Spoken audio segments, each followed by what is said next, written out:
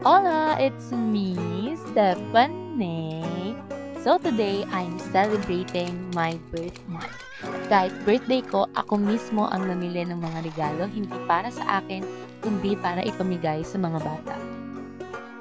Ibinalot ko pa 'to isa-isa dahil kahit papaano, gusto ko makita yung mga mukha ng mga bata kung gaano sila kasaya at excited kapag binubuksan yung mga regalo na matatanggap nila. Sobrang thankful ko din kay Lord dahil binigyan niya pa ako ng isang taon para mabuhay at binigyan niya ako ng maraming blessings.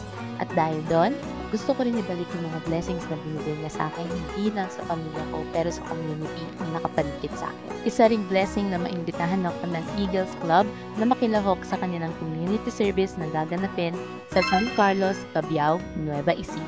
Dito ay nakilala ko ang aking mga bagong ate at kuya dahil sobrang saya ng pa-program nila na ito. Nakipagsayawan, nakipagkwentuhan, nakipaglaro kami sa buong komunidad. At for sure, hindi lang ako nag-enjoy, pati ang mga ate at kuya, lalong-lalo na ang mga tao na nandito. Maraming salamat din sa Eagles Club sa pagkakaroon ng programang ganito. Hindi lang ito nagkakaroon ng tulong pero nagbibigay rin ito ng pag-asa sa lahat ng mga tao sa komunidad na natutulungan. Sana ay nagustuhan nyo yung mga inihandog namin sa inyo at magkita-kita tayo ulit. Paalam!